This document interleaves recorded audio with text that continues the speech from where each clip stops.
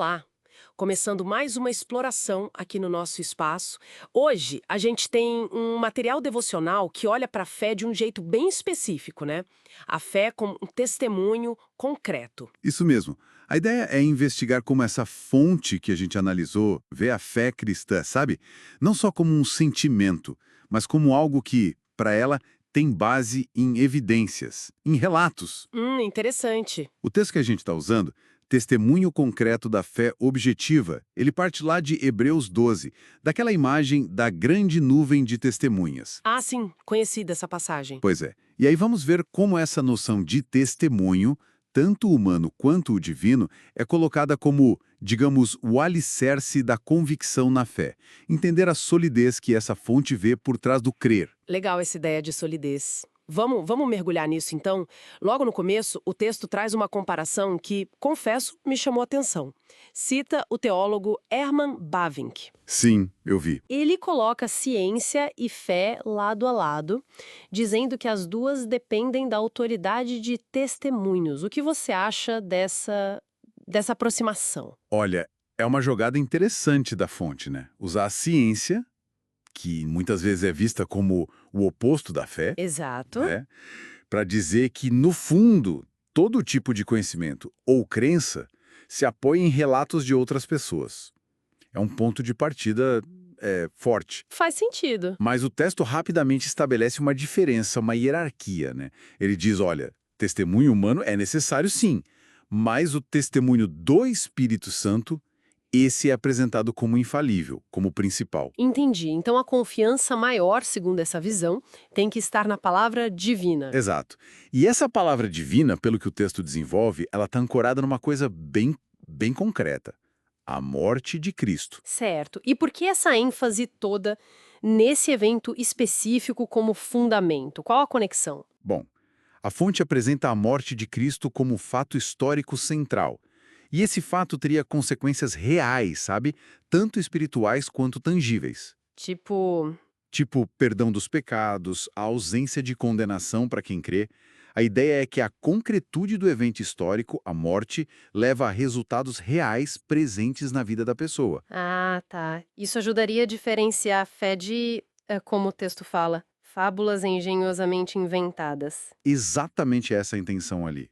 Mostrar que não é algo tirado do nada. E para reforçar isso, que não são fábulas, o material traz exemplos da Bíblia, né? Personagens que teriam tido contato direto com os fatos. Isso, ele vai buscar figuras-chave. Menciona Pedro, por exemplo, que na segunda carta dele se diz testemunha ocular da majestade de Cristo. Uhum. Cita Lucas, que no começo do evangelho dele fala que fez uma investigação cuidadosa. Uma pesquisa, quase? E isso, uma apuração dos fatos antes de escrever. E tem Paulo também lá em 1 Coríntios 15, listando um monte de gente que teria visto Jesus ressuscitado, alguns ainda vivos na época em que ele escreveu. Entendi. Esses exemplos servem para construir o argumento de uma base factual, histórica, para essa fé que o texto descreve. Perfeito. A fé que a fonte está apresentando seria essa convicção que nasce desses testemunhos e que, além disso, é iluminada por um conhecimento que viria do divino. E parece que o texto cria um contraste bem forte aí, né? Sim, sim, é bem marcado. De um lado, aqueles que andariam na escuridão, na especulação. Do outro, os iluminados pela clareza da fé. E essa clareza não é só um sentimento bom, então. Não, segundo a fonte, não é uma emoção passageira. É uma compreensão firme, baseada nesses testemunhos históricos e na ação que eles atribuem ao Espírito Santo. E essa clareza toda, ela não fica só na cabeça, né?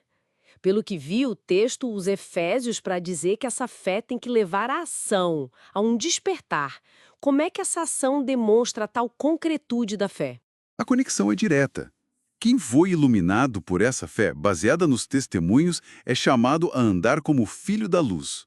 Isso está lá em Efésios 5. Certo. E o que seria esse andar na luz? Se traduziria em ações que dá para ver: bondade, justiça, verdade. A vida prática da pessoa se torna, então, uma extensão, uma proma dessa fé concreta. Não é algo para ficar guardado. De jeito nenhum. É para ser vivida abertamente.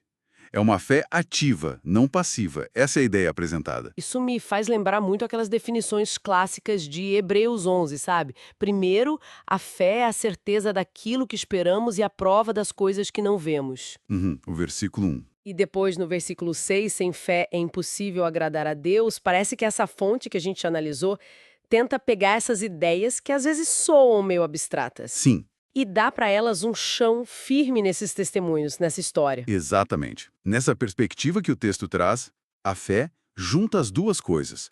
A confiança naquilo que a gente não vê, com uma resposta ativa, diária, baseada nesses relatos do passado e na experiência presente com o divino, que eles identificam como o Espírito Santo.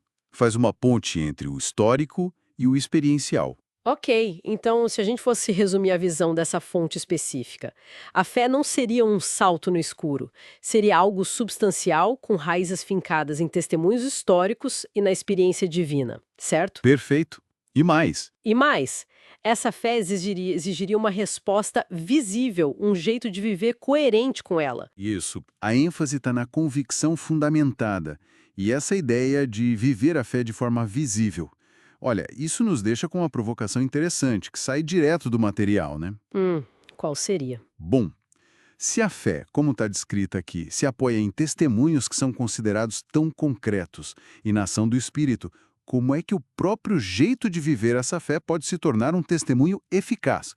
Algo claro, sabe? Compreensível para quem está de fora. Ah, boa pergunta. De que forma a vida da pessoa se torna essa evidência? Fica aí para a gente pensar um pouco mais. Ótimo ponto para a gente fechar nossa conversa de hoje. Uma reflexão que fica com essa questão no ar, então a gente conclui esta análise.